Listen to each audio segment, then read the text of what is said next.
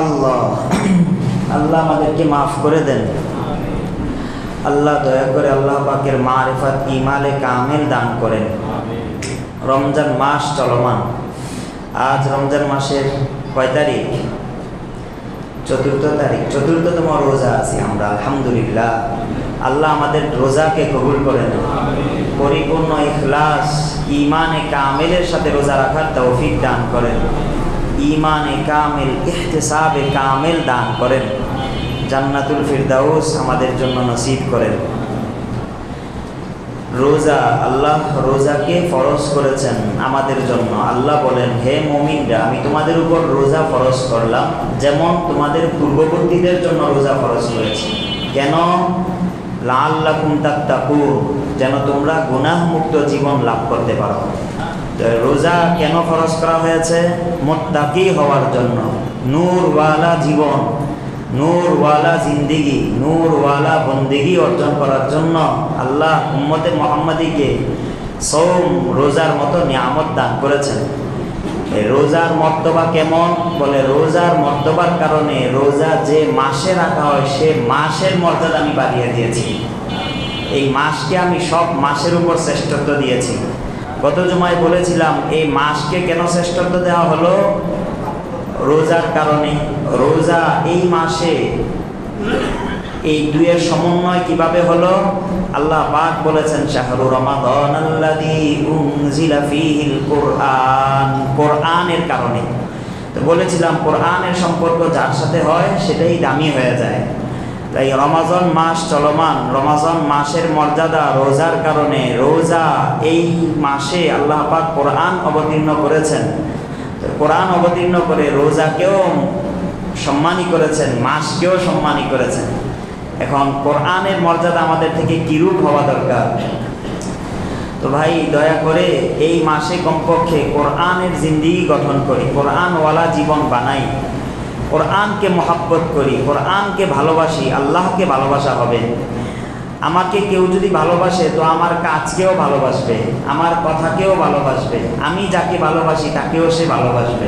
আল্লাহকে যারা ভালোবাসে আল্লাহ পাকের কথাকে তারা ভালোবাসবে না? আল্লাহ পাকের কথা যে কিতাবে লিপিবদ্ধ আছে সেই কিতাবকে ভালোবাসবে না? ভালোবাসা কি শুধু মুখের কথা, না কাজেও পরিণত করতে হবে? এখন আমার ঘরে যে কোরআন শরীফটা আছে, আমার পরনে তো দেখা যায় 350-500 টাকা গজের জামা, কিন্তু আমি যে কোরআনটা ঘরে রেখেছি এটা গিলাফ শূন্য, একটা গিলাফও নাই, কাপড়ও নাই তার শরীরে। এটা কেমন কথা? আবার যারা আমরা গিলাফ দেই তো সর্বনিম্ন দামের টাকা, 30 টাকা গজের টাকা দিয়ে কোরআনের গিলাফ দেওয়া হয়। এটা অবহেলিত সুন্নাহ, অবহেলিত দিক। আমরা যে কারণে বারবার বলি আল্লাহকে ডাকি, তো আল্লাহ আমাদের ডাকে সাড়া দেন না। কিভাবে দিবেন? আমাদের ডুলা এটা ছিদ্র হয়ে গেছে। ডুলা যদি, পাত্র যদি ছিদ্র থাকে, ওই পাত্রে যতই মাছ রাখেন মাছ থাকবে, দুধ রাখেন দুধ থাকবে না, পড়ে যাবে। তো দয়া করে কোরআনের মহাব্বত চাই। কোরআনের বাহ্যিক একটা মহাব্বত এটাও যে কোরআন যে তাকে রাখা হবে সেটা সবচেয়ে দামি, সবচেয়ে পরিষ্কার পরিচ্ছন্ন। এই যে মসজিদে কোরআন রাখা হয়, গিলাফ আসে না নাই? আমাদের দৃষ্টিতে আসে না কেন? এগুলো আসা দরকার।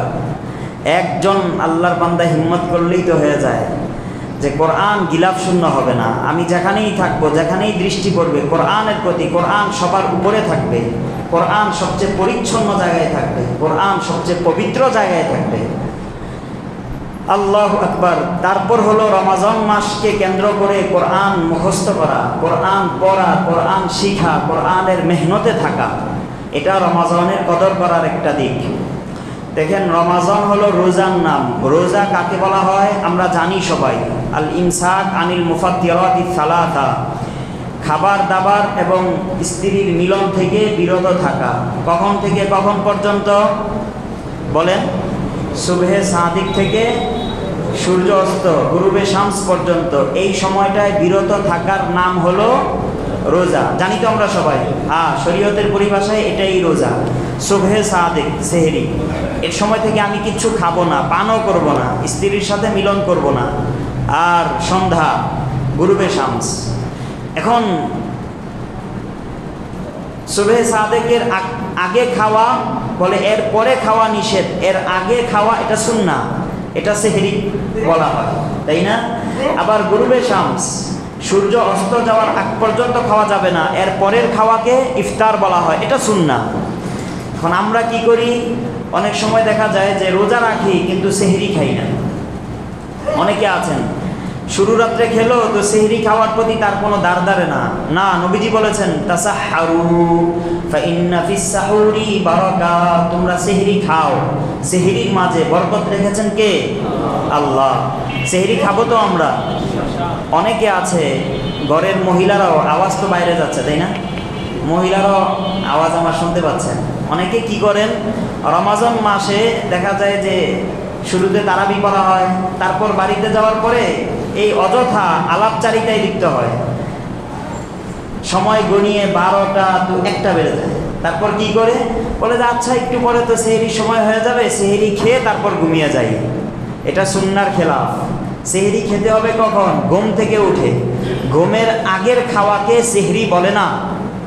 সাহার মানে ঘুম থেকে জাগ্রত হওয়া। তো আপনি তো ঘুমালেন না, আপনার সেহরি হলো কোথায়? আপনি যদি 4টা বাজেও খান তাহলে এটাকে কি বলবে না? পরিভাষায় সেহরি হলো আপনি ঘুমাবেন, তারপর উঠে যে নামাজ পড়বেন সেই নামাজের নাম তাহাজ্জুদ, উঠে যে খাবার খাবেন সেই খাবারের নাম সেহরি খাওয়া। এখন সেহরি অনেকে আছে যে আচ্ছা ঘুম যদি আবার শেষ রাত্রে না ভাঙে, তাই রাত্রে 1টা 2টায় উঠেই সেহরি খেয়ে নেয়। আপনার সেহরি খাওয়া হয়েছে কিন্তু পরিপূর্ণ সুন্নাহ অনুযায়ী হয় নাই। নবীজি সেহরি খেতেন কখন? নবীজির সাহাবী হযরত যায়েদ বিন সাবিত রাদিয়াল্লাহু তাআলা আনহুকে তাবিরা জিজ্ঞাসা করেছেন, আপনি তো নবীজির সাথে সেহরি করতেন, নবীজির সেহরি খানাটা কখন হতো? ভাইয়েরা আমার কথা বুঝতেছেন আপনারা? হ্যাঁ। তো উনি বলছেন, প্রশ্ন করেছেন, কাম কানা বাইনাস সাহুরি ওয়াল আদান, আপনাদের সেহরি খাওয়া এবং ফজরের নামাজ এর মাঝে ব্যবধান কতটুকু ছিল? উনি বলেছেন কদর 50 আয়াতান, 50 আয়াত পড়া যায় এই পরিমাণ সময়, মানে 10 থেকে 15 মিনিট সময়। এরপরেই আমরা ফজরের নামাজে দাঁড়িয়ে যেতাম। তাই সেহরি খাওয়া আগে খাওয়া সুন্নাহ না একেবারে শেষ সময়ে খাওয়া সুন্নাহ? একটা লক্ষ্য করেছেন সাহাবী কিভাবে জবাব দিয়েছেন? কতটুক সময় ছিল? আমরা জবাবে বলতাম 10 মিনিট, 5 মিনিট, 15 মিনিট, এটা আমরা বলতাম না? অথবা কেউ যদি কাজের লোক হয় তাহলে যারা যে কাজ করে সে কাজ দ্বারা সময়ের পরিমাপ করে। একটা গাড়িওয়ালাকে বলবেন, ভাই কতটুকু সময় এখানে ছিলেন? বলে এই তো একবার আপ ডাউনের সময় এখানেই আছে। সে তার সময়ের পরিমাপ করেছে কি দিয়ে? গাড়ি দিয়ে, কারণ সে যে গাড়ি চালক। আগের আরবরা দুধ দহন করতো ওর থেকে, তো তাদেরকে যখন সময় জিজ্ঞাসা করা হতো তাহলে তারা বলতো একবার দুধ দহন পরিমাণের সময়, 2বার দুধ দহন পরিমাণের সময়। তো যে কাজ করে সেই কাজের মাধ্যমে সময়কে নির্ধারণ করে। সাহাবী এখানে সময়কে নির্ধারণ করেছেন কি দিয়ে? কোরআনের আয়াত দিয়ে। বলেছেন সেহরি খাওয়া এবং ফজরের নামাজ এর মাঝে সময়ের বিলম্ব ছিল 50 আয়াত পরিমাণ, 50 আয়াত পড়া যায় এই পরিমাণ। অর্থাৎ ওনাদের পুরা সময়টাই ছিল কোরআন তেলাওয়াতের মাঝে ডুবা। আল্লাহু আকবার। সেহরি খেয়ে নামাজের আগ পর্যন্ত সময় তারা কি অবসর সময়ে মোবাইল করতো? আমরা অনেকে করি না, সেহরির পরে নামাজের আগে বলে একটু ফাঁকা আছে, এই সময় কেউ ঘুমাবে না, এখন মোবাইল করার সময় না। তখনও কিসের সময়? আপনারা জবাব না দিলে কিভাবে হবে? কোরআন তিলাওয়াতের সময়। আল্লাহু আকবার। সাহাবীদের পুরা জিন্দিগিটাই ছিল ইবাদতের জিন্দিগি। বন্দিগিওয়ালা জিন্দিগির নাম জিন্দিগি, আর বন্দিগি ছাড়া জিন্দিগির নাম হায়াওয়ানি, পশুত্বপনা। আল্লাহ আমাদেরকে বুঝার তৌফিক দান করেন। তো এভাবে ভাই আমি ভেঙ্গে ভেঙ্গে কথা বলতেছি। আমাদের নবীজি যখন কথা বলতেন তো আম্মা জান আয়েশা বলতেন যে নবীজির কথাগুলো কেউ যদি গুনতে চেত তাহলে গুনে গুনে শেষ করতে পারত। এভাবে সারদান না, খুব দ্রুত কথা বলতেন না। আমাদের কথা যেন শুধু কর্ণকুহরে না, দিলের কানেও শোনা দরকার। প্রতিটা কথার উপর আমল যেন হয় ভাই। সেহরি যেমন শেষ সময় করা সুন্নাহ, ইফতার তেমন শুরু সময়ে করা সুন্নাহ। নবীজি বলেছেন এই উম্মত খায়রের উপর থাকবে, দ্বীনের উপর থাকবে কতক্ষণ? মা আজ্জালুল ফিত্র, যতক্ষণ তারা ইফতারিকে তাড়াতাড়ি করবে। ইফতারি দেখে দেখে করবে, ক্যালেন্ডার দেখে করাও যায়। সবচেয়ে ভালো যদি কেউ কারো সুযোগ থাকে তাহলে সরাসরি আকাশের দিকে তাকিয়ে দেখে তারপর ইফতারি করবে। আমাদের আকাবিরদের মাঝে আব্দুর রহিম রায়পুরি রহমতুল্লাহ আলাইহি, এমনভাবে ইলিয়াস দাওয়াতে তাবলীগের আমির ইলিয়াস সাহেব রহমতুল্লাহ আলাইহি, ওনাদের এখানে নিয়ম ছিল ওনারা ইফতারি করতেন, সেহরি করতেন সরাসরি আকাশের দিকে তাকিয়ে। আবার আশরাফ আলী থানভী রহমতুল্লাহ আলাইহি, খলিল আহমদ সাহারানপুরি রহমতুল্লাহ আলাইহি, ওনারা আবার ক্যালেন্ডারও দেখতেন। তো দুইটাই সুন্নাত, আমরা যার যেটা সহজ হয় সুবিধা হয় সেটা করব। বাকি স্মরণ রাখা, ইফতারি এবং সেহরিতে খুব বিলাসিতা না করা। আমাদের নবীজি বলেছেন ইফতারি কি দিয়ে করবে, ইদা কানা আহাদুকুম সাইমান ফালইফতির আলা তামরি, সে যেন কেউ যদি রোজা রাখো তোমরা তাহলে খেজুর দিয়ে ইফতারি করবে। এখন কারো যদি খেজুরের ব্যবস্থা না হয় ফালাল মা, তাহলে সে সাধারণ পানি দিয়ে ইফতারি করবে, বড়ই দিয়ে না, অন্য ফল দিয়ে না। আপনি খেজুর পান না, সামর্থ্য নাই, তাহলে কি দিয়ে ইফতারি করবেন? পানি দিয়ে। এটা কে বলেছেন? 1450 বছর আগে আমাদের নবীজি বলে গিয়েছেন কারো যদি খেজুরের ব্যবস্থা না হয় ফালাল মা ফাইন্নাল মা আতুহুরুন, পানিও পবিত্র, তোমার রোজা রেখেছো পবিত্র করার জন্য, পানিও পবিত্র, তা দিয়ে করো। আবু দাউদের হাদিস বললাম, খুলে দেখেন। আমি বলেছিলাম আপনি ইফতারিতে খেজুর ব্যবহার করেন, সামর্থ্য যদি থাকে তাহলে সেহরিতেও খেজুর খান, এটা একটা সুন্নাতে মিতা। আমরা অনেকেই ইফতারিতে খেজুর খাই কিন্তু সেহরিতে খেজুর থাকে না। নবীজির হাদিস, নিয়ামা সাহুরুল মুমিন আত-তামরু, তামর খেজুর মুমিনের কত উত্তম সেহরি। তাহলে সেহরিতেও খেজুর খাওয়ার অভ্যাস করা, ইফতারিতেও খেজুর খাবো, তবে কি শর্ত? সামর্থ্য শর্ত। সামর্থ্য নাই, চেয়েছে আরেকজন থেকে ভিক্ষা করে খেজুর ব্যবস্থা করে তারপরে খেজুর খাওয়া সুন্নাহ না, কারো কাছে চাওয়া জায়েজ নাই। আমার ব্যবস্থা নাই তো পানি দিয়ে ইফতারি করব। আমাদের নবীজি কি দিয়ে ইফতারি করতেন? মাঝে মাঝে খেজুর দিয়ে, খেজুর নাই তো নবীজি পানি দিয়ে ইফতারি করতেন। পানি নাই, খেজুর নাই, একটু ছাতু, সফরে বের হয়েছেন, পাশে আছে বিলাল। বিলালকে নবীজি বললেন, ইয়া বিলাল ইনজিল ফাজদাহ লানা, বিলাল নামো, ইফতারি বানাও।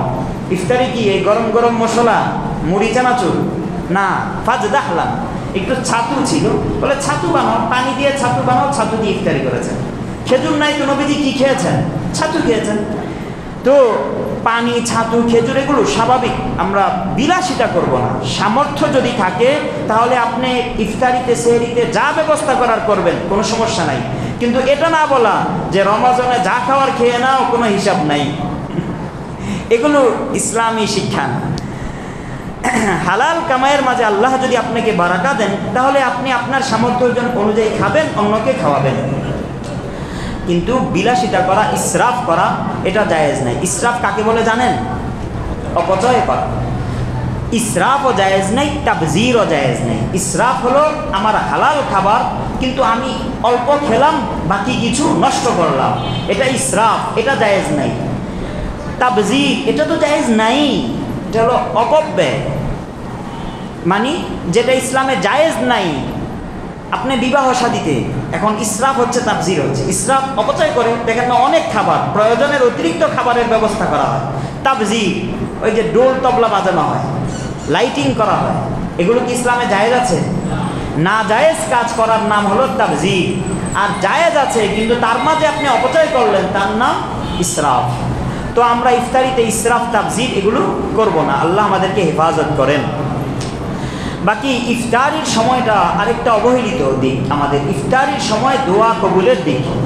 আব্দুল্লাহ ইবনে আমর ইবনে আস রাদিয়াল্লাহু তাআলা আনহু বলেন, ক্বালান নবী সাল্লাল্লাহু আলাইহি ওয়াসাল্লাম, ইন্না লিস-সাইমি লাদাওয়াতান ইনদা ফিত্রিহি মা তুরাদ্দু, বলে রোজা যে রাখে তার ইফতারির সময় একটা সময় আছে, সেই সময় সে যখন আল্লাহর কাছে কিছু চাবে আল্লাহ তাকে খালি হাতে ফিরিয়ে দিবেন না। লাদাওয়াতান মা তুরাদ্দু, আল্লাহ তাকে খালি হাতে ফিরিয়ে দিবেন না। ইবনে আবি মুলাইকা তাবিঈ বলেন, আমি আব্দুল্লাহ ইবনে আমর ইবনে আসকে ইফতারির সময় দোয়া করতে শুনতাম।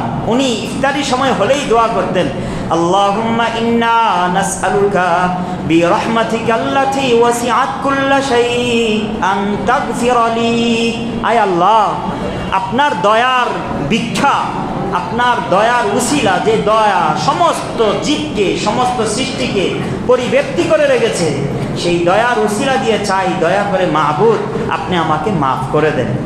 কি দোয়া করতেন? আমাকে মাফ করে দেন, আমাকে মাফ করে দেন, আমাকে মাফ করে দেন। মুসল্লিরা বলে যে ইমাম সাহেব খালি প্রতি ওয়াক্ত দোয়ার সময় মাফ করে দেন, মাফ করে দেন, এই দোয়া কেন বলে? ভাই, আপনি যদি মাফ পেয়ে যান, আপনার দুনিয়ায় দুনিয়া আখিরাত দু জাহানে আর লাগেটা কি, বাকি থাকলোটা কি? সাহাবী দেখেন কি দোয়া করতেন, আনতাগফিরলি আনতাগফিরলি আনতাগফিরলি, আল্লাহ আমাকে মাফ করেন। বলেছিলাম ওয়ালিল্লাহি ওয়াতাকাউ মিনান নার ওয়া যালিকা কুল্লা লাইলা, রমজানের প্রথম রাত থেকে শেষ রাত পর্যন্ত আল্লাহ অগণিত জাহান্নামীকে মাফ করবেন, মাফ করবেন। এই কারণে সাহাবীরা ইফতারের সময়, যেহেতু দোয়া কবুলের সময়, সাহাবীরা কি দোয়া করতেন? মাফ করেন, মাফ করেন, মাফ করেন। সালমান ফারসি রাদিয়াল্লাহু তাআলা আনহুর বড় হাদিসের একাংশে এটাও ছিল, ইস্তাগফিরু ফীহি মিন আরবা'i খিসাল। নবীজি বলতেন তোমরা রমজান মাসে 4টা কাজ বেশি বেশি করো। খসলাতাইনি তুরদুনা বিহিমা রাব্বাকুম, 2টা কাজ আল্লাহকে খুশি করার জন্য। ওয়া খসলাতাইনি লা গিনা আবিকুম আনহুমা, আর 2টি কাজ, এই 2টি না করে তো তোমাদের উপায়ই নাই। যে 2টি কাজ দিয়ে তোমরা আল্লাহকে খুশি করবে সে 2টি কি? ফাশাহাদাতু আল্লাহ ইলাহা ইল্লাল্লাহ ওয়া তাস্তাগফিরুন, একটা হলো তোমরা লা ইলাহা ইল্লাল্লাহ এর জিকির বেশি বেশি করো, বেশি বেশি করো। নাম্বার 2 তাস্তাগফিরুন, আল্লাহর কাছে ক্ষমা চাও। আনতাগফিরলি, তো ইফতারির সময় কি দোয়া করব? আল্লাহ মাফ করেন, মাফ করেন, মাফ করেন। আল্লাহ আমাকে আপনি মাফ করে দেন, আল্লাহ আমার বাবাকে আপনি মাফ করে দেন, আল্লাহ আমার মাকে দয়া করে আপনি মাফ করে দেন। এই মাফ করার দোয়া সবচেয়ে বেশি হওয়া চাই। ঘরে, দোকানে, বাজারে, হাটে, ঘাটে, সব জায়গায় এই দোয়াটা সব মুখরিত হওয়া চাই। পরিবেশ ইফতারির আগে মুসলমানদের ঘর থেকে আওয়াজ আসবে, আল্লাহ আমাকে মাফ করে দেন, আল্লাহ আপনি আমাকে মাফ করে দেন। পারবো তো ভাই? হ্যাঁ। আর দুটি কাজ তো হলো, লা ইলাহা ইল্লাল্লাহর জিকির বেশি করা, আল্লাহর কাছে মাফ চাওয়া। আর 2টি, তাসআলুনা আল জান্নাহ ওয়া তাআওয়াদুনা মিনান নার, আল্লাহর কাছে জান্নাত চাবে। নাম্বার 2, জাহান্নাম থেকে পানাহ চাবে। আল্লাহ আমাদেরকে বেশি বেশি দোয়া করার তৌফিক দান করেন, বেশি বেশি আল্লাহর কাছে চাওয়ার তৌফিক আল্লাহ দয়া করে আমাদেরকে দান করেন। হ্যাঁ, ইফতারির আগ মুহূর্তে অযথা কথা বলবো না, অযথা গল্প করব না, দোয়া করব, দোয়ায় নিমজ্জিত হব। একসাথেও দোয়া করা যায়, আবার একা একাও দোয়া করা যায়। বাকি ইফতারির যে দোয়া, সেটা তো দোয়ার সময় যখন ইফতারি করব তখন দোয়া করব, আল্লাহুম্মা লাকা সুমতু ওয়া আলা রিজকিকা আফতারতু, এটা ইফতারির খাওয়ার সময় দোয়া। এর পূর্বে আলাদা দোয়া করব। আবার ইফতারির শেষের দোয়া আমরা অনেকেই করিনি। ইফতারির শেষেই মসজিদের দিকে দৌড়, তাকবীরুল্লাহ ছুটে যাচ্ছে, এটা তো অবশ্যই যেন ছুটে না যায়, পাবন্দি করতে হবে। পাশাপাশি দোয়াও করতে হবে। যাহাবাদ যামাউ ওয়াবতাল্লাতিল উরুকু ওয়া সাবাতাল আজরু ইনশাআল্লাহ, পিপাসা দূর হয়েছে, শিরা উপশিরাগুলো সতেজ হয়েছে, আল্লাহ চাইতো আমার প্রতিদানও লিপিবদ্ধ হয়েছে। তো এই দোয়াও করা চাই, আল্লাহ আমাদেরকে তৌফিক দান করেন। তো ভাই বলছিলাম যে রোজা হলো সুবহে সাদিক থেকে সূর্য ডুবা পর্যন্ত এই পানাহার থেকে বিরত থাকা, স্ত্রীর মিলন থেকে বিরত থাকা, এর নাম রোজা। পরিভাষায় একে রোজা বলা হয়। কিন্তু কেউ যদি এই রোজা রাখলো ঠিক, বাকি সে গুনার কাছ থেকে বিরত থাকলো না, তাহলে শরীয়তের পরিভাষায় তার রোজা তো হয়ে যাবে বটে, ফরজ তার জিম্মা থেকে সাকেত হয়ে যাবে তো বটে, কিন্তু রোজার যেই সওয়াব ছিল, রোজার যে প্রতিদান ছিল, সে এই প্রতিদান থেকে মাহরুম হবে। রোজার প্রতিদান কি? নবীজি সাল্লাল্লাহু আলাইহি ওয়াসাল্লাম বলেন, কুল্লু আমাল ইবনি আদম লাহু ইল্লা সিয়াম ফাইন্নাহু লি ওয়া আনা আজজি বিহি। বলে বনু আদমের প্রত্যেক ইবাদত তো তার জন্য, নামাজ তার জন্য, রোজা, হজ এটাও তার জন্য। আল্লাহু আকবার। আমি বাইতুল্লাহ গিয়ে আল্লাহর ঘরের সামনে লাব্বাইক লাব্বাইক বলি, আল্লাহকে বলি, আল্লাহ আমি গোলাম তোমার সামনে উপস্থিত। আল্লাহ বলেন এই হজটাও তোর জন্য, তুই যাকাত দেস এটা তোর জন্য। কিন্তু রোজার ক্ষেত্রে আল্লাহ বলেন ইল্লা সিয়াম, রোজা এটা আমি আমার বান্দার জন্য না, এটা তো আমি আল্লাহর জন্য। আল্লাহু আকবার। তা আমরা যাকাত কার জন্য দেই? আল্লাহর জন্য দেই না? নামাজ কার জন্য পড়ি? আল্লাহর জন্যই তো করি, কিন্তু আল্লাহ এগুলোকে আল্লাহর জন্য বলতে চান না। আল্লাহ রোজাকে বলেন এটা আমার জন্য। দেখেন আমার ঘরটা, এটা কার ঘর? আল্লাহর দেওয়া ঘর না? এই মসজিদটা কার ঘর? আল্লাহর ঘর না ভাই? এই যে মীরের বাগ জায়গাটা, এটা কার? আমার আপনার না আল্লাহর দেওয়া? তো এই জায়গা আল্লাহর, বাংলাদেশ আল্লাহর, পাকিস্তান আল্লাহর, পুরা বিশ্ব আল্লাহর, কিন্তু আল্লাহ কোনো ঘরকে আল্লাহর বলেন না। ওই যে মক্কার কালোগিলা পেচিত যে ঘরটা, এটা আল্লাহ বলেন এটা না আমার ঘর। কে? আল্লাহ। তাহলে এছাড়া বাকি ঘর কি আমাদের ঘর না? সবগুলো আপনারই ঘর। মসজিদ কি এটা আমার ঘর? মীরের বাগের মসজিদ কি আমার আপনার? মোতাওয়াল্লি সাহেব, সেক্রেটারি সাহেব, সভাপতি সাহেব না সবার? কারণ আল্লাহর ঘর। কিন্তু আল্লাহ এই ঘরগুলোকে আল্লাহর বলে নিসবত করেন নাই, সম্বন্ধ করেন নাই। আল্লাহ বাইতুল্লাহকে আল্লাহর ঘর বলেছেন। কেন? সম্মানের জন্য। তো এই সব নামাজও তো আল্লাহর, হজও আল্লাহর, জাকাতও আল্লাহর। আরে বনু আদম আমরা পুরা জীবনটা তো জিন্দিগি তো আল্লাহর জন্য, কিন্তু আল্লাহ বলেন সবগুলো আমি আল্লাহর, ঠিক আছে, বাকি আমি আল্লাহ স্পষ্টভাবে ঘোষণা করছি রোজাটা আমি আল্লাহর জন্য। কেন? ইয়াদাউ শাহওয়াতাহু ওয়া তাআমাহু ওয়া শারাবাহু লিল্লাহ লিআজরি। সে আমি আল্লাহকে পাওয়ার জন্য হালাল খাবার পাশে রেখেও খায় না, হালাল পানীয় পাশে রেখেও খায় না, হালাল বিবি আসে পাশে রেখেও ধরে না, তাহলে তার এই রোজার প্রতিদান এটা আমি আল্লাহর জন্য। বলে সব কিছুর প্রতিদান। দেখেন আল্লাহ পাক, আমি আপনি একটা নেক কাজ করলাম না, তো নেক কাজ করেছি একটা, প্রতিদান পাবো কয়টা? একটা পাওয়া দরকার না? যুক্তিতে কি বলে? আমি নেক কাজ করলাম একটা, প্রতিদান কয়টা হবে? একটা। আল্লাহ সূরা ইউনূসে বলেন লিল্লাযীনা আহসানুল হুসনা ওয়া জিয়াদা। যারা নেক কাজ করবে তাদের প্রতিদান শুধু নেকের সমপরিমাণ দেওয়া হবে না, তার থেকে বাড়িয়ে দেওয়া হবে। আল্লাহ, তাহলে আমরা যদি গুনাহ করি তাহলে গুনাহ কেমনে বাড়িয়ে দিবেন? পরের আয়াতে বলেন ওয়াল্লাযীনা কাসাবুস সাইয়্যাত ফাজাযাউ সাইয়্যাতিন বিমিথলিহা। তবে যারা অপরাধ করবে, পাপ করবে, অন্যায় করবে, অন্যায়ের শাস্তি দেওয়া হবে অন্যায়ের সমপরিমাণ। অন্যায় পাপ, এর থেকে দ্বিগুণ শাস্তি দেওয়া হবে না, শাস্তি হবে অন্যায়ের সমপরিমাণ। কিন্তু আমি আপনি যদি কোনো নেক করি, আল্লাহ নেককে নেক পরিমাণ দিবে না নেক থেকে বাড়িয়ে দিবে? নেক পরিমাণ দিবেন, বাড়িয়ে দিবেন। আল্লাহ কি পরিমাণ বাড়াবেন?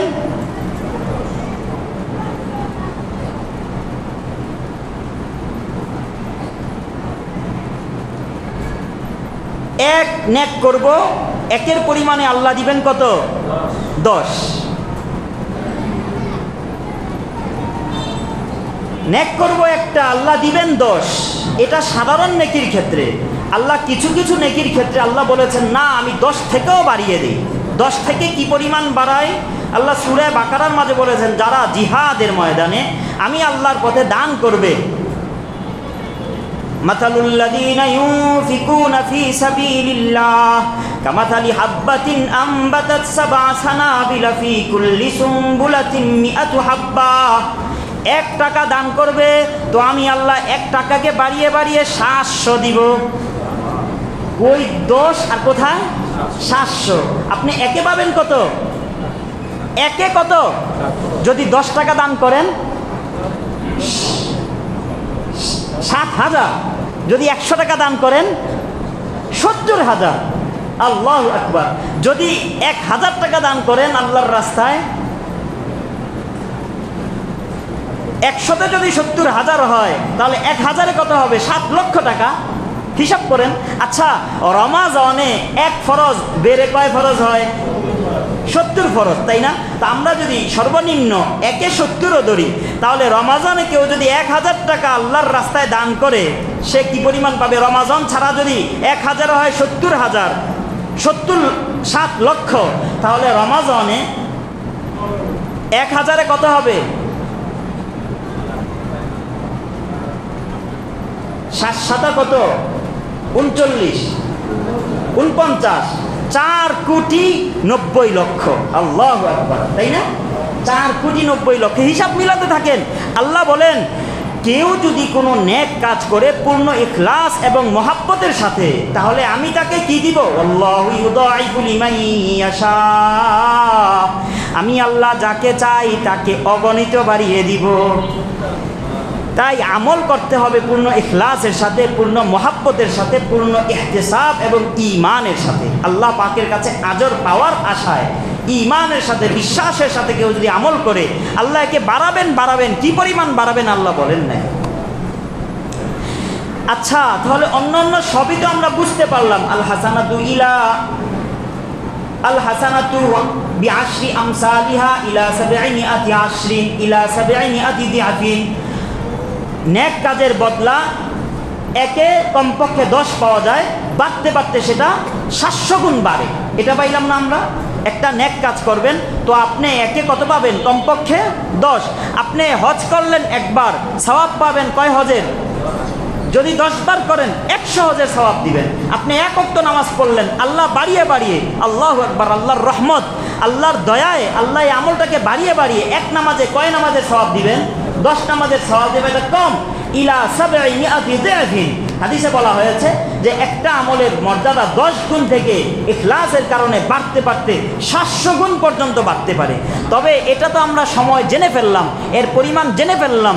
রোজার ক্ষেত্রে আল্লাহ বলেন, রোজা এটা ফাইন্নাহু লি ওয়া আনা আজজি বিহি, বলে রোজার প্রতিদান কি হবে, রোজার প্রতিদান আমি কত গুণ বাড়াবো, এটা আমি আল্লাহর কাছে রেখে দিলাম, তোমাদেরকে জানালাম না। এটা আমি আল্লাহই দিব। বাদশার কাছে সিরিয়াল ধরেছে, বাদশাহ সিরিয়াল লাইনে থাকা লোকদেরকে হাদিয়া উপঢৌকন দিচ্ছে $10,00,000। একজন কত করে? $10,00,000। বাস লিখিত হয়ে গেছে। এখন বাদশার উপস্থিতিতে বাদশার নিযুক্ত লোক প্রতি লাইনে থাকা প্রতি লোককে একজনকে কত করে দিচ্ছে ভাই? হাতে গোনা 1-2 টাকা, $10,00,000 $20,00,000 একজনকে দিচ্ছে। লাইনে থাকে একজনকে বাদশা দেখে বললেন, এই তুমি লাইনে দাঁড়িয়েছো কেন, তুমি এখানে আসো, তোমাকে তো আমি দিব। কি বলেন? $10,00,000 দিবে? হ্যাঁ, বাকি লোকেরা বুঝবে না কেমন দিবে তাকে? তাকে এখন বাদশার নিযুক্ত লোক দ্বারা দিবে না, বাদশা তাকে নিজে দিবেন। তো আল্লাহ বলেন সব আমলের বিনিময়ে কতটুকু তা তো নির্দিষ্ট, ফেরেশতারা দিয়ে দিবে।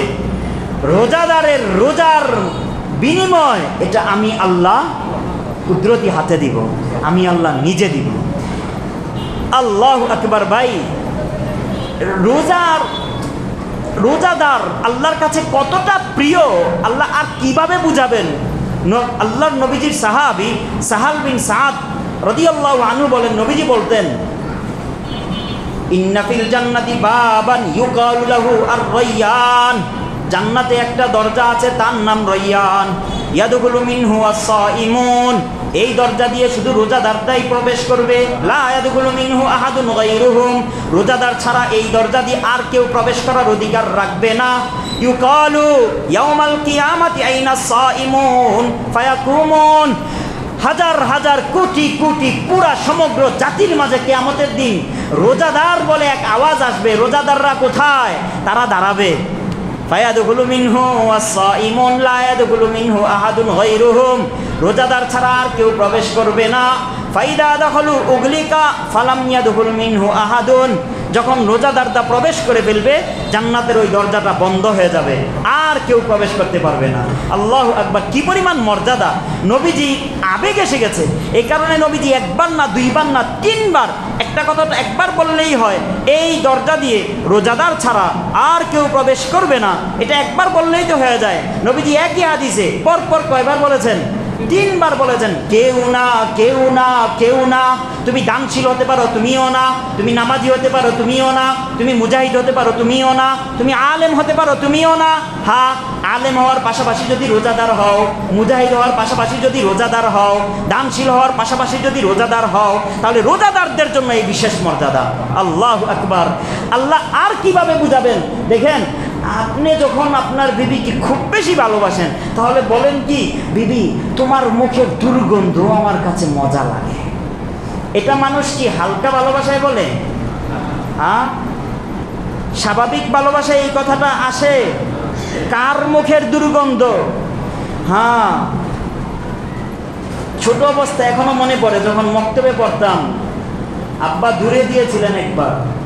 তো তখন মার কথা মনে হয়েছে। তখন আমার ভিতরের অনুভূতিটা ছিল যে আরে মায়ের নাকের সর্দিটাও কত দামি। ছোট সময়ের অবস্থা বললাম, বাথরুমের ভিতরে গিয়ে দরজা বন্ধ করে কান্না করতাম, আহারে মাকে দেখতে পাই না। ছোট বাচ্চারা, বাচ্চাদেরকে দেখলে আদর করবেন, মাদ্রাসার ছেলেরা, ছোট ছোট বাচ্চারা কি দূর থেকে আসে পড়তে, আমরাও তো পরে পরেই আলেম হয়েছি, তাই না? তো আল্লাহ বলেন যে তুমি রোজাদার, লাকুলু ফুফামিস সাইম আতিয়ামু ইনদাল্লাহি মিন রিহিল মিস্ক, বলে রোজাদারের মুখের দুর্গন্ধ আমি আল্লাহর কাছে মেশকে আম্বরের থেকেও বেশি প্রিয়। আরে মেশকে আম্বর না, সবচেয়ে বেশি প্রিয়। দুনিয়াদার আমরা, মাথার মস্তিষ্কটা আর ঘুরে না, মেশকে আম্বর সারা সুগন্ধি আমরা তো আর পাই না, তাই আল্লাহ বুঝানোর জন্য মেশকে আম্বর বলেছেন। অন্যথায় রোজাদারের মুখের দুর্গন্ধ আল্লাহর কাছে পুরা কায়নাত থেকে বেশি দামি। ভাই এখানে ভুল বুঝবেন না, অনেকে রোজাদারের মুখের দুর্গন্ধ এই কারণে অনেকে মেসওয়াক করে না, বলে আমার মুখের দুর্গন্ধ লাগবে যে। এটা উদ্দেশ্য এটা না, এটা আর রিহ আল মুতাগাইয়্যারা আল লিল ফাম আল মুতাখাররাজ মিন আল মিয়াদা, পাকস্থলী খালি থাকার কারণে পাকস্থলী থেকে যে দুর্গন্ধটা আসে সেই দুর্গন্ধ উদ্দেশ্য। মুখে আপনি দাঁত পরিষ্কার করবেন না, মুখ অপরিচ্ছন্ন রাখবেন, তারপর মুখের দুর্গন্ধ হবে, তাহলে আপনি নামাজ পড়বেন তো রহমতের ফেরেশতা পাশে থাকবে না। নবীজির সাহাবী হযরত আমির বিন রবিআ আজাল্লা কদর সাহাবী ছিলেন। হযরত ওমর ইবনুল খাত্তাব রাদিয়াল্লাহু আনহুর আগে মুসলমান হয়েছিলেন। হিজরতেই দোনো হিজরত, হাবশার হিজরত করেছেন, মদিনার হিজরত করেছেন। এই আমির বিন রবিআ বলেন, আমি নবীজিকে রোজা অবস্থায় এতবার মেসওয়াক করতে দেখেছি, মালা আউদ্দু ওয়ালা উহসি, আমি গুনে গুনে শেষ করতে পারবো না। তাহলে রোজা অবস্থায় মেসওয়াক করবেন না করবেন না? হ্যাঁ, রোজা ছাড়াও মেসওয়াক করতে হবে, রোজা অবস্থায়ও মেসওয়াক করতে হবে। কে কে মেসওয়াক করবেন? হ্যাঁ, 5 ওয়াক্ত নামাজে তো অবশ্যই, আসরের সময় মেসওয়াক করবেন, ফজরেও মেসওয়াক করবেন, ঘুম থেকে উঠেও মেসওয়াক করবেন। এই সবাই করবেন তো? আজকে মেসওয়াক কিনবো, কিনা থাকলে সেটাই, না কিনা থাকলে আজকেই কিনবো। হাত তোলেন সবাই। হ্যাঁ ইনশাল্লাহ, ভুল যেন না হয়। হাত তোলা, অনেকে লম্বা টাইম বয়ান শোনে তো সুর সার কি হয়েছে সেটা বলে, কি আলোচনা হয়েছে তা আর মনে রাখে না। এই হাত তোলালাম যেন মনে থাকে। আজকের জুমার আলোচনা মেসওয়াক, রমাজানের আমল। কি আমল বলেন? মেসওয়াক হবে সবাই ইনশাআল্লাহ, আল্লাহ তৌফিক দান করেন। তো ভাই বলছিলাম, রোজা এটা শরীর পরিভাষায় রোজা হয়ে যাবে আপনার যদি পানাহার থেকে বিরত থাকেন, স্ত্রীর মিলন থেকে বিরত থাকেন। কিন্তু রোজার পূর্ণ প্রতিদান পাওয়ার জন্য শর্ত হলো রোজাদার শুধু খাবার দাবার থেকে বিরত থাকবে না, রোজাদার সে আল্লাহর প্রত্যেকটা নিষেধ থেকেও বিরত থাকবে। নবীজি বলেছেন, ইবনে মাজার হাদিস, রুব্বা সাইমিন লাইসা লাহু মিন সিয়ামিহি ইল্লাল জু' ওয়া রুব্বা কাইমিন লাইসা লাহু মিন কিয়ামিহি ইল্লাস সাহার। বলে অনেক রোজাদার আছে, খানা না খেয়ে সে রোজা রাখে ঠিক, তার রোজার প্রতিদান শুধু তার ক্ষুধা থাকা, এছাড়া আর কিছুই না। আল্লাহর কাছে আল্লাহ রোজাদারদের কি প্রতিদান দিবেন? কোন রোজাদারকে আল্লাহ বলেছেন তুমি আমার কাছে সবচেয়ে প্রিয়? তুমি না, তোমার মুখের দুর্গন্ধটা আমার কাছে বেশি প্রিয়। এই রোজাদার সে হতে পারবে না যতক্ষণ না সে আল্লাহর নিষেধ জিনিসগুলো থেকে বিরত না থাকে। অনেক তারাবি পড়ে, নামাজ পড়ে, সারা রাত জেগে জেগে নামাজ পড়তেছে, আল্লাহর রসুল বলেন রাত্রি জাগা ছাড়া তার প্রতিদান আর কিছুই নাই, প্রতিদানের খাতা শূন্য। কেন? বলে রাত্রিও জাগে, আবার সে গুনাহও করে। গুনাহ করা যাবে না ভাই, গুনাহ একেবারে সম্পূর্ণ সব পর্যায়ের গুনাহ থেকে বিরত থাকতে হবে। দেখেন রমাজান মাস, এই মাস এই সম্পর্কে তো নবীজি বলেছেন, ইদা দাখালা শাহরু রমাদান ফুতিহাত আবওয়াবুল জান্নাহ ওয়া গুল্লিকাত আবওয়াবুন নার ওয়া সুলসিলাতিশ শায়াতিন। জান্নাতের ফটকগুলো খুলে দেওয়া হয়, জাহান্নামের ফটকগুলো বন্ধ করে দেওয়া হয়, জিন্নাত ফেরেশতা শয়তানগুলোকে শৃঙ্খলাবদ্ধ করা হয়। এই মাস সম্পর্কে বলেছেন না নবীজি? এই মাসে শয়তানগুলোকে আটকিয়ে দেওয়া হয়। আচ্ছা, আটকিয়ে দিয়ে তারপর হাদিসে আটকিয়ে যেহেতু দেওয়া হয়, এই কারণে এক মুনাদি, এক আগন্তুক ফেরেশতা এলান করতে থাকে, ইয়া বাগিয়াল খাইরি আকবিল, ইয়া বাগিয়াশ শাররি আকসির। হে ইবাদত করনেওয়ালা লোক, ইবাদত বাড়িয়ে দাও, গুনাহ করনেওয়ালা লোক, তোমরা গুনাহ এখন থেকে বর্জন করে দাও। কেন? কারণ তুমি যদি এই মাসে গুনাহ থেকে বিরত না থাকো, আর 11 মাস তোমার জন্য সম্ভব হবে না। কারণ বাকি 11 মাস শয়তান খোলা থাকে, তখন শয়তান তোমাকে ধোঁকা দিতে থাকে। আর এই মাসে শয়তান বন্ধ থাকে। তুমি যে গুনাহ করো সেটা কোন কারণে করো জানো? ওই যে 11 মাস করে করে অভ্যাস হয়ে গেছে তোমার, এখন সেই বদ অভ্যাস আর ছাড়তে পারো না। নবীজি বলেছেন, একবার গুনাহ করলে নুকিতাত ফি কলবিহি নুকতাতুন সাউদা, কালো দাগ পড়ে যায়। এখন যদি সেই গুনাহ থেকে ফাইন তাবা ওয়াস্তাগফারা, সে যদি তওবা করে তাহলে সাকুলা কলবু, কলবটা আবার স্বচ্ছ হয়ে যায়। আর যদি ফাইন আদা ইস্তাজাদা হাত্তা তালুয়া কলবা, আর যদি সে গুনাহটা আবার করে তাহলে তার কলবের মাঝে কালো দাগ পড়তে পড়তে পুরা গুনায় আবৃত হয়ে যায় অন্তর। সেই অন্তর থেকে এখন যদি শয়তানকে বাধাও দিয়ে রাখা হয়, বলে শয়তান লাগে না, ওই যে আগে যে গাড়ি সেই স্টার্ট দিয়েছিল ওইটাই চলতে থাকে তার বাকি এই 29 বা 30 তারিখ রমাজান পর্যন্ত। তো নবীজি বলেছেন, এই মাসেও কেউ যদি গুনাহ থেকে বিরত না থাকো, বাকি 11 মাস আর সম্ভব না। এই মাস শয়তান বিরত বন্দী থাকার পরেও তুমি গুনাহ করো। তো ফেরেশতা জিবরিল বলেছেন, আল্লাহর নবী রমজান পেয়ে যে গুনাহ মুক্ত জীবন ধারণ করতে পারলো না, আমি জিবরিল তার উপর বদদুয়া দিচ্ছি, আপনি আমিন বলুন। নবীজি কি বলেছেন? আমিন বলেছেন। আহারে ভাই, তো রমাজান মাস, এ মাসে কমপক্ষে আমরা গুনাহ থেকে, আপনি হিম্মত করেন, আপনি গুনাহ থেকে মুক্ত হতে পারবেন। আচ্ছা বলেন তো ভাই, সময়ের অভাবে কথা অনেক, আল্লাহ আমার দিলের কথাগুলো আপনাদের দিলে পৌঁছিয়ে দেন।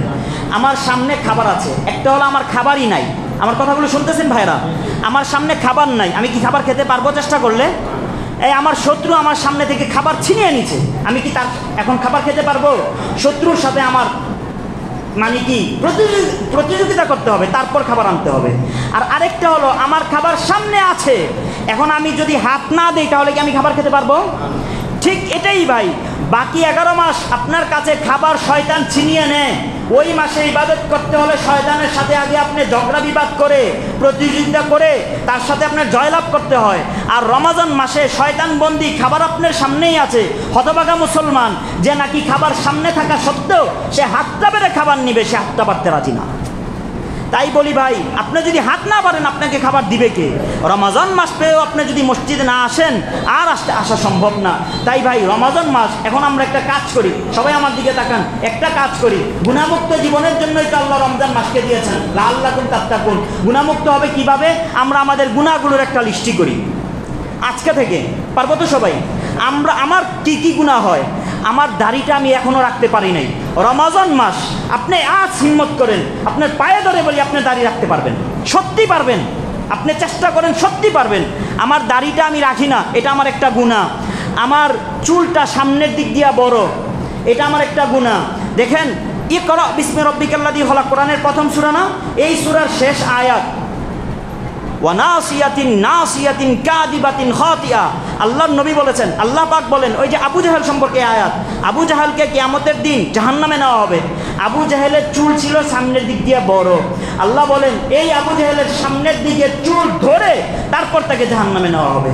আমরা কি অবস্থায় সামনের দিক দিয়ে চুল বড় রাখি? কার সাথে আমার সাদৃশ্য হয়ে যাচ্ছে? আপনি খেয়াল করেছেন?